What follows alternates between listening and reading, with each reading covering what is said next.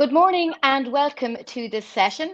My name is Suzanne Lynch. I'm Chief Brussels Correspondent with Politico, and I'm coming to you from here in Brussels, just near the EU quarter. So delighted to be with you for today's conference. And I'm also very delighted to welcome our next speaker. Kelly Beaver is CEO of Ipsos UK and Ireland, and Kelly's going to be presenting the results of a new study, the UK and the EU cooperation and collaboration in an uncertain world. So Kelly, I'm going to hand it over to you. I will see you on the other side for a quick Q&A, but over to you. Thank you very much, Suzanne. Brilliant. So hopefully you'll be able to see my slides now. And today I'm going to tell you a little bit about where the UK and EU citizens believe our relationship stands, what the similarities are and differences between those two groups, how each side thinks about Brexit and how the process itself is going, and then where we see areas for collaboration and cooperation in future. But first, I want to reflect a little bit on the similarities that we see in the broader picture. The top of mind concerns that citizens in the UK and also countries of the EU. What do they think the biggest issues are facing their country? And it's not a big surprise, but the key similarity is that all are quite preoccupied with the threat of inflation. In Britain, France, and Germany, at least 4 in 10 see inflation as a worry, and it's the biggest concern in all three countries. And if we looked further and we looked across other EU countries involved in the studies, you would be able to see a similar pattern.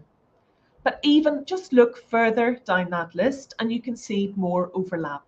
Poverty and social inequality is either second or third in all three countries with a similar score. And you also can see climate change as a similarity across the board. And even for those issues which you might consider more parochial or domestic, people are still worried, and there are commonalities here too. Healthcare is a top 5 worry for both French and British people, and immigration control features in the top 5 for both Britain and for Germany, with a larger proportion of Germans than British people mentioning it as a worry. And then let's look more broadly. So this is a study we've been conducting for a really long time, asking about whether citizens believe their country is heading in the right direction or whether the country is off on the wrong track. And again, similarities emerge. Highlighted now, you can see the EU nations surveyed within this study, and across the 24 markets that were involved in this sentiment tracking, the UK and all EU countries are on the more pessimistic side of the line.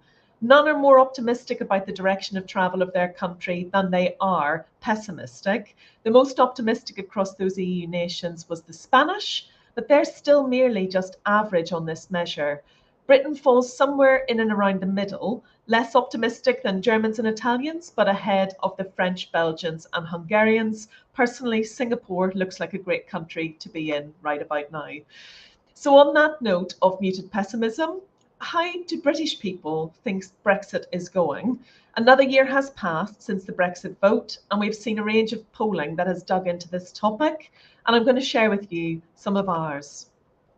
The polling that has been done, not just by Ipsos, but more broadly, shows a picture of slowly rising pessimism. 55% now say Brexit has had a negative impact on the country, with just 1 in 5 saying that it's had a positive effect. And we've seen this grow over time. Since the end of 2022 now, we've seen consistency with a small majority saying that this is the case.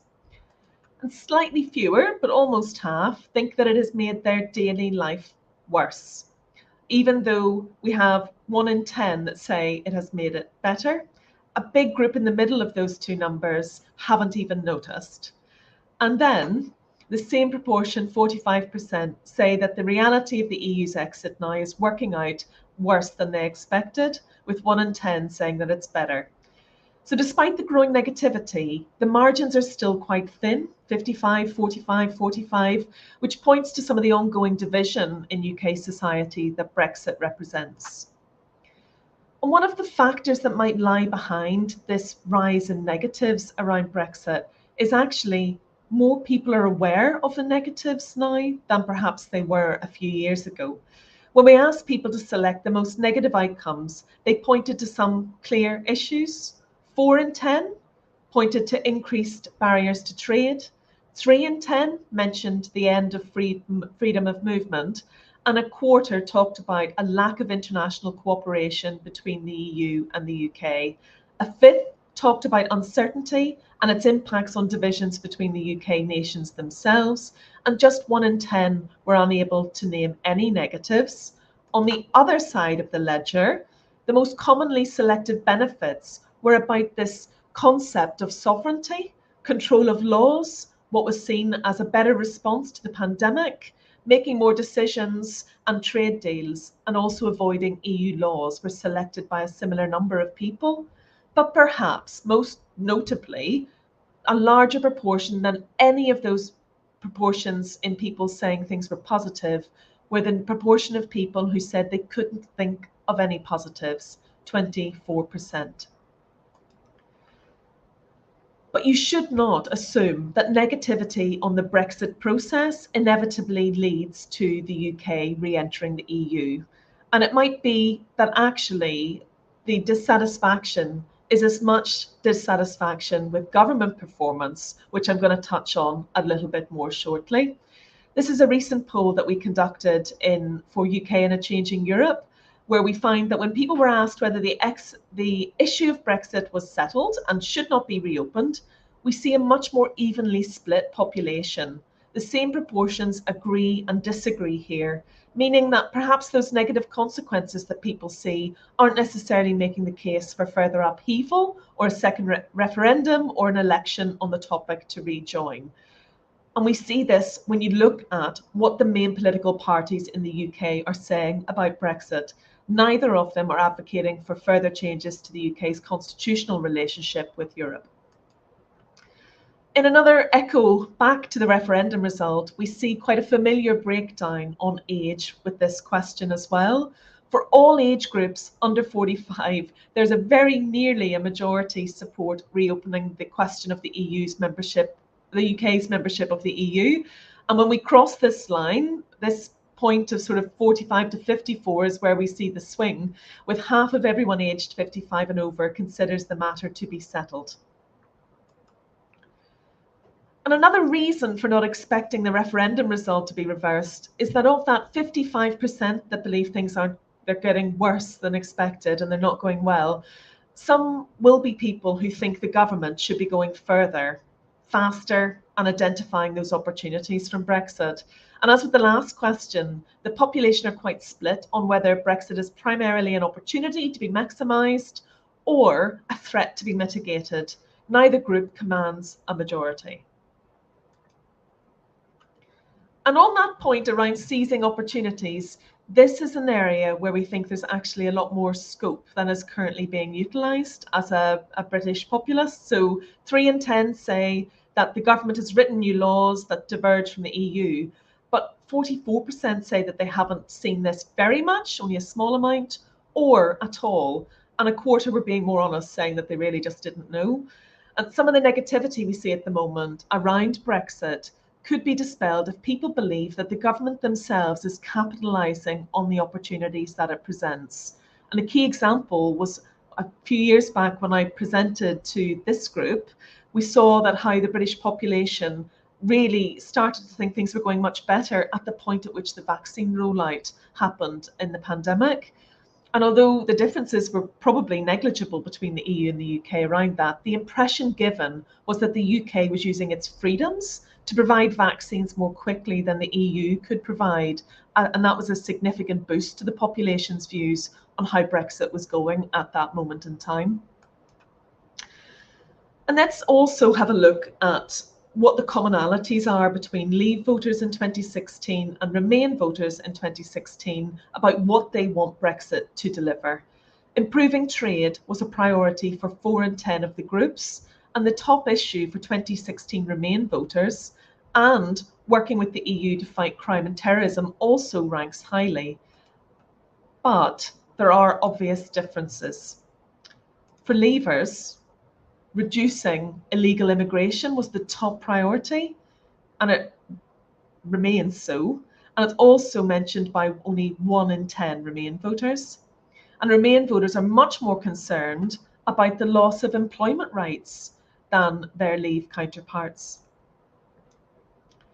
So just to build on that point and looking at the ebbing and flowing of support, it really does speak to this new relationship, and it's based on the extent to which more negotiation will take place and change again in the future.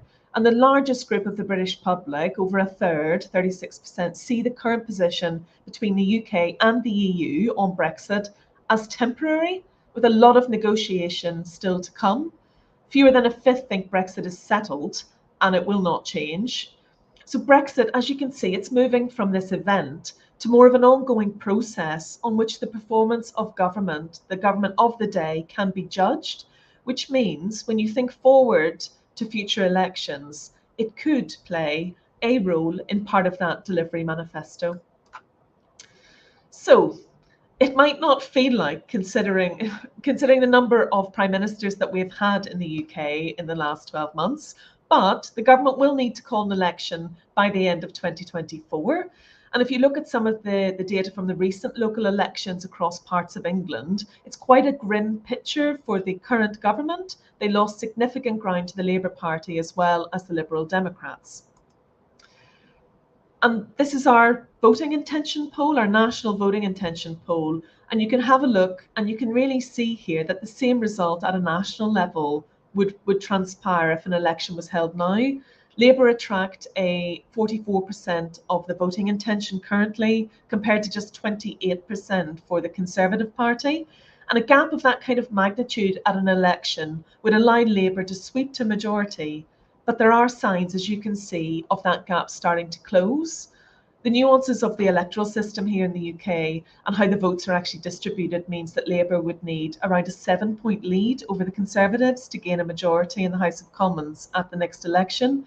The Conservatives just need around 3%, 3-point advantage. So how far and how fast that lead diminishes over the course of the next 12 months will be really critical in determining what the vote share looks like and ultimately whether we end up with another hung parliament.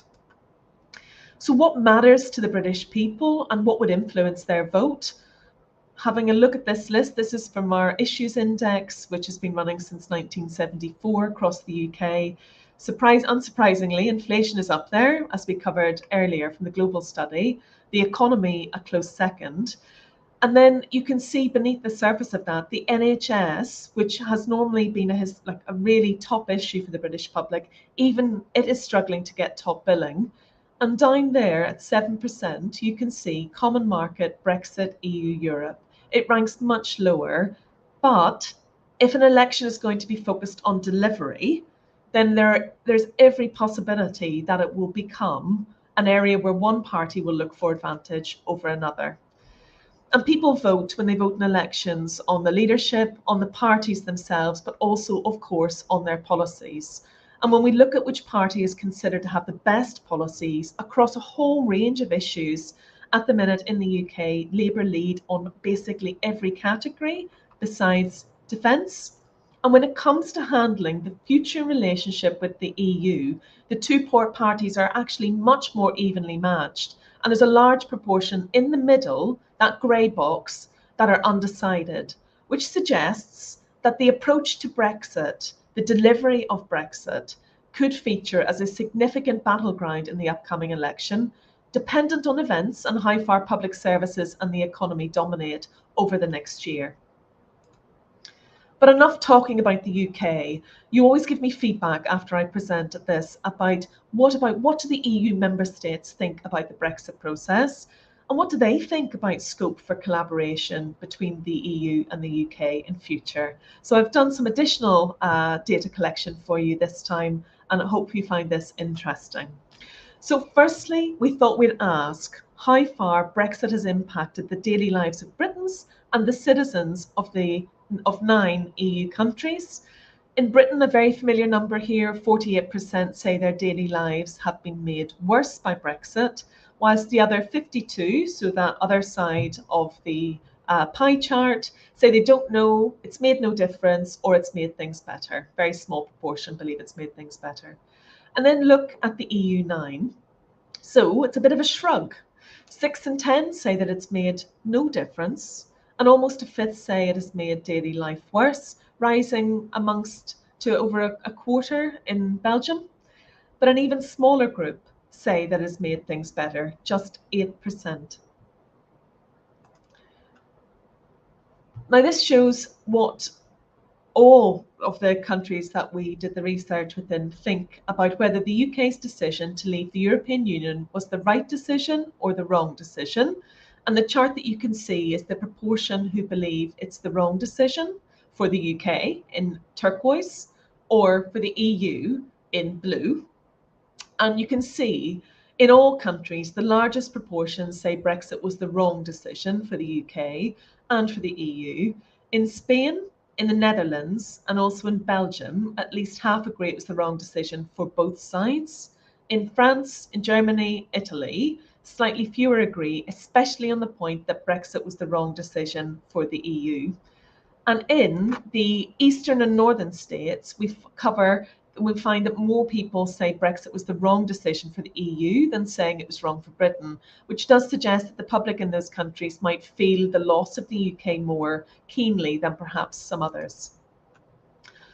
And now, however, where all are agreed, we can see is this point about whether it is important for the UK to maintain a close relationship with the EU. At least 6 in 10 across all of the countries polled say this is the case, either very or fairly important. An agreement, guess which country believes it more than others? It's Britain. 84% agree that maintaining a close relationship will be important.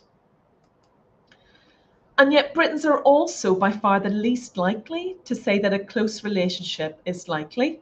4 in 10 of the British public say that it's not very likely or not likely at all that this close relationship will exist, compared to 48% who felt that it was more likely. And this clashes with the expectations in Europe, where 6 in 10 expect a close relationship and just over a fifth think that it's less likely, which suggests that perhaps some of the frustration that might exist over future negotiations might end up being higher amongst those EU countries if things don't go as smoothly as they might anticipate, comparatively to their British counterparts, who perhaps are much more attuned to the challenges around some of those discussions.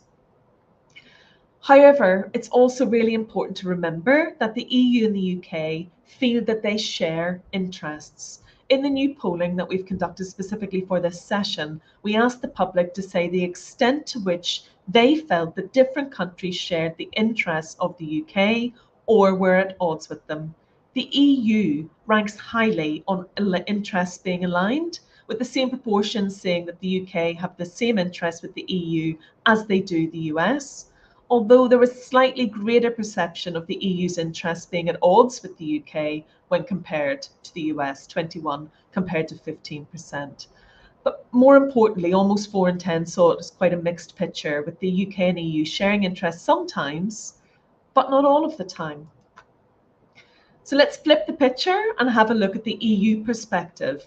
There are great similarities, especially on how rivals such as China and Russia are seen, and the UK is seen as the most aligned with UK interests alongside the US. However, the proportion who feel the UK shares interests with the EU is 11 points lower than the score when people in Britain consider the EU, and more Europeans see the UK being at odds with EU interests. The UK is viewed very similar to the US on this score, which suggests that it might be seen as closer to America than Europe on some of the key areas that really matter to Europeans. But of course, and this is really important, not all divides pit the EU and the UK against each other. In fact, a really lovely example is the invasion, not a lovely example, but an example, the invasion of Ukraine by Russia is an example of where the common values we share and where countries can rally around. In fact, on those questions, the biggest divides occur between EU countries. In the polling that we did in January, on the war in Ukraine, we find that almost all European countries polled were more likely to see economic sanctions on Russia as being necessary to support Ukraine, despite things like the impacts they were seeing on food and energy prices. The exception here was Hungary, where more felt the sanctions weren't worth the economic impact. So for all this talk of disagreement on the issues, it's really important to remember on many topics, the UK and the EU are actually very similar, and greater differences can exist between member states than between the UK and the EU themselves. So what comes next? I don't know if you're into betting and gambling, but I wouldn't count on any new referendums or movement towards rejoining the EU, regardless of who comes into power in the UK next year. You might not know it, but in the UK, you can pretty much bet on anything from who will win horse races, whether it's going to snow at Christmas time, or whether there is a monster in Loch Ness. But the current betting odds on the UK rejoining the EU before 2026 are currently 7-1. Pretty unlikely, but perhaps worth a flutter as an outside bet. But the odds of this not happening are 1 in 20, which translates to a 95% likelihood. So just to summarise, the British public's dissatisfaction with Brexit, it is rising, and it might represent an issue which matures out of an issue in itself to one which is more around their views on government performance rather than pushing for demand for another referendum to be rerun. Across both the EU and the UK countries, there's a really strong preference for a close relationship, but Britons are more split on whether this is actually likely to happen.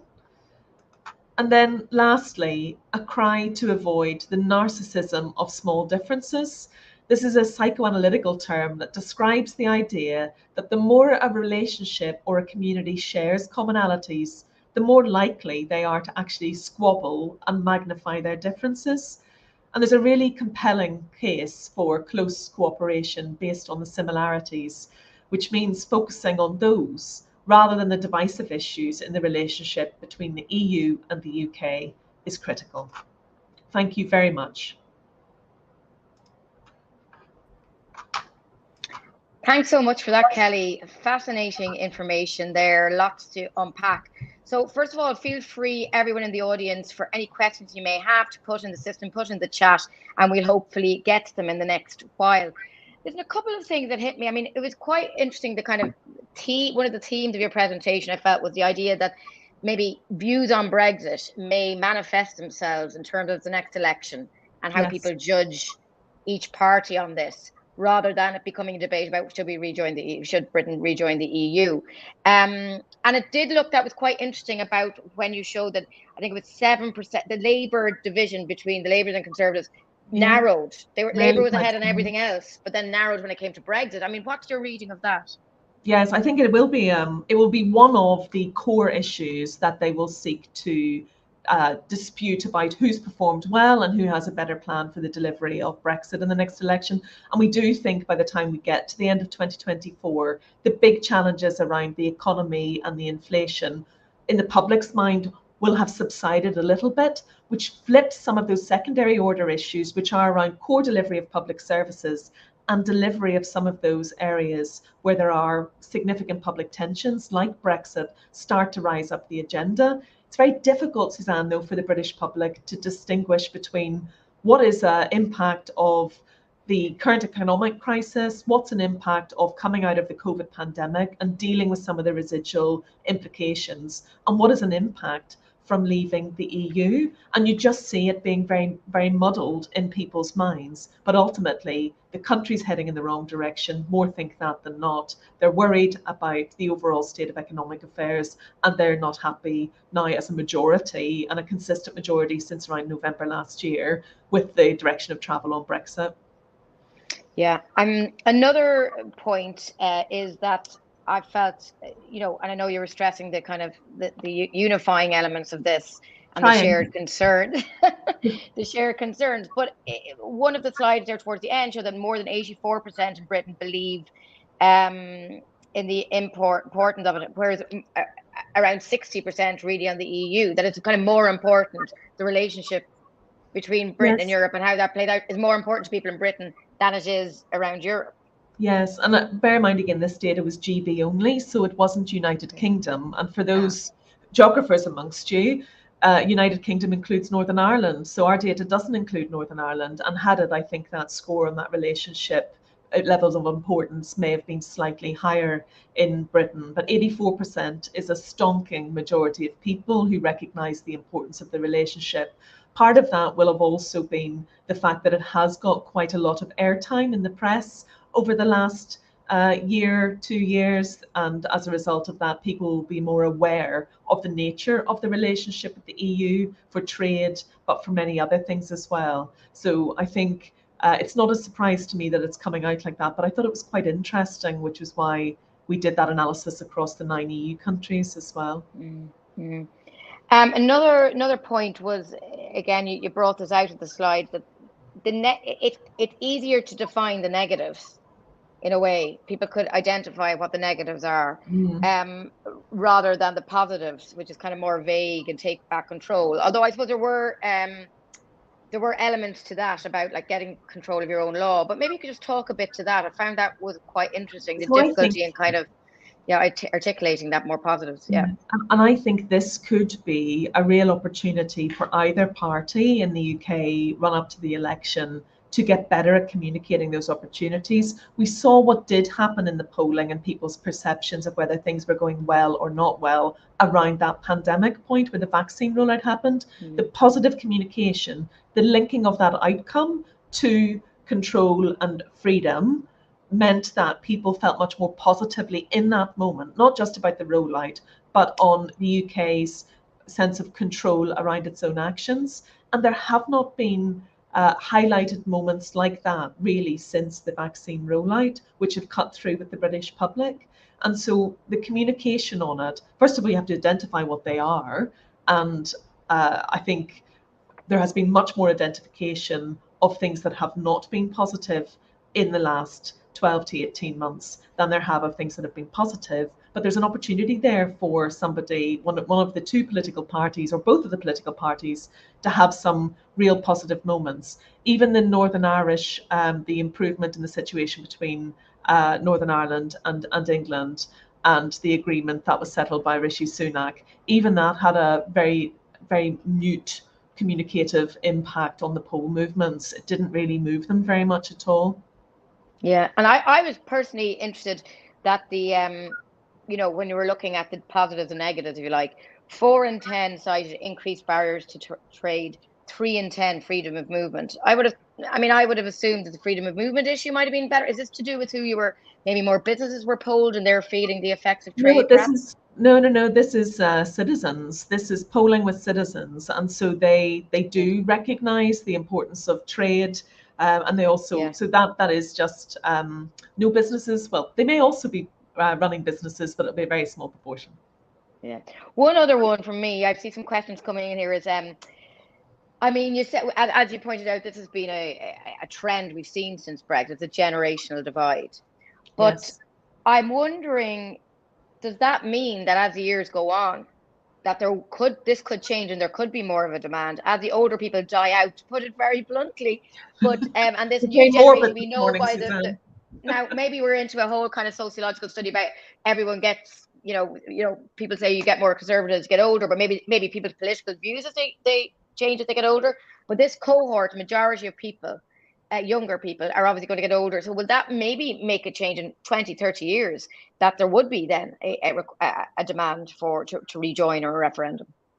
So I'll start with that all predictions are normally wrong. And so I'll not go into predicting what will happen in 20, 30 years from now, because you are right, there are changes to generational groups as they move through the generations. And so it is difficult to say with that degree of foresight what will happen. But there are people who are tracking this at the minute. There's a fabulous write-up by Sir John Curtis that he does on the EU and people's views. He pulls all of the data together, and he's been looking at what the demographic shift is doing.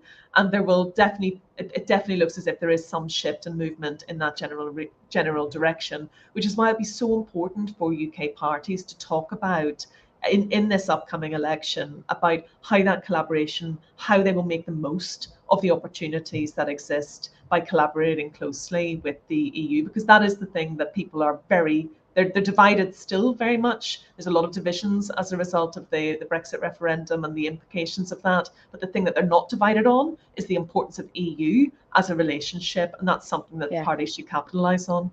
Yeah, definitely. Okay, going to some questions now. Here's a question from Cosima Durfell-Hill. How do you rate the chance that Labour will stop alienating pro-EU voters and stop pushing a Brexit narrative? So I suppose this is the Labour question again. Well, I think it's a matter of subjective opinion, I guess, some of the content within that question, Cosima. But I think there is limited value at the minute based on public opinion for either party pushing for any subsequent referendum or for going back into the EU, because the British public are not in that kind of mindset. They are more aligned to how can we maximize the benefits, mitigate the risks. And as you saw from that earlier slide, much more divided. They're very focused on the economy and inflation and less focused on Brexit as a big issue. I think the approach that Labour are currently taking sounds very in line with balancing the treading the very difficult line of public opinion on what is a very sensitive topic still amongst the British populace. Yeah, thanks for that. Another question by Mark English, but I think we kind of just covered this, which is, are there odds on the UK rejoining the EU by 2036? He's making the point it's clearly impossible by 2026, he's saying. But I mean, I think we can answer this again, the demographic change could impact that, yeah. Are there any odds? It could impact that, and I haven't been down a betting shop recently, Mark, so I'm not sure if there's stuff on by 2036, but worth a go. Yeah. There's one for maybe the next time for one of the polls. The other one, this is an interesting one. A question from Miriam Watson on, anything you found, and I think you did touch on it there, about the UK public attitude to cooperation on foreign policy and defence, and any specifics about what they want with the EU or other countries. So, Miriam, we haven't went into the detailed view on the specifics on foreign policy and defence, because you could come up with a very detailed question there asking on specifics around what kind of cooperation they would see. But I think that is an area where they do see that there's a role for both parts to work closely together, and it would be worth. And I don't know how much has actually been done on this by the UK government or indeed by the European Commission itself, but having a look at those opportunities for collaboration and really understand where citizens want to see it, but also where there's likely to be maximum benefit from doing so as a result of coming together. So I don't know the extent to which there has been that shift in thinking to really pinpointing those opportunities together. I mean, a similar question here as well. I know this was touched on in the slides. It's from Tom Crofts. Is there any evidence for what Leavers see as the benefits of the UK's newfound quote unquote sovereignty? What's that refer to in concrete terms? Is it justice, trade, or immigration? Just remind one of the slides you had there. For Leavers, immigration. Immigration. It says immigration comes out top. To be honest, all the sovereignty stuff, Tom, is about control. When you see the language and what's coming up, it's all about control of own destiny, and immigration is there, trade is there, justice is there, and actually that rhetoric, that taking back control rhetoric, still hasn't really shifted when you look at what the Leavers want to see as a result of the benefits from Brexit. But I think the two things from that particular slide, which showed what the Leavers and what Remainers wanted, and the one which showed you the benefits that people perceive have happened and the negatives, that key point of the book, only one in 10 say they can't think of any negatives, and a quarter can't think of any positives. That's part of the overall British psyche at the minute. Interesting. Another question comes to the end now, which is a great political question. Maybe you can shed some light. What will be the impact now on the UK election, and I suppose conversations about Brexit, of the potential demise of the SNP? Not least given they've been one of them pro-EU parties. But Jill Craig make the point. But the point that the SNP was this pro-EU party. Now, you did mention, of course, Northern Ireland was not in the survey, but Scotland. I mean, it is a valid point about the SNP's stance. It's huge role in Scottish politics, obviously, and having that pro-EU stance. It does, and we are seeing that sentiment shift. But bear in mind, so all of the polls that are being done on Scotland, so the SNP piece has fundamentally rocked voter support for the SNP in Scotland, and that will have positive implications for Labour. You can see that starting to shift in some of the voting intention polls. But we are far away. I know, you know, a year seems not that long at all, but a year in British politics in particular, it's an incredibly long time at the minute. And that voter impact on SNP, which has been rocked by various scandals, actually, you could see that rebuild over the course of a 12-month period. It's very early to be saying that, but I've just seen so much movement in the last 18 months in the British polling system. So I think it'd be too early to say, but there could be benefits for Labour overall. That's okay. fairly obvious. Yeah. Okay. On that political note, we leave it there. Thank you so much for everyone for the questions, and thank you to Kelly Beaver, CEO of Ipsos UK and Ireland. It was a fascinating study, lots of different angles there to think about, the trends to watch for in the coming years. And thank you to you all for joining us. And now do stay tuned here on the main stage. Coming up next is a panel discussion focusing on the issue of regulatory divergence and convergence. So thank you again for your attention. Thank you.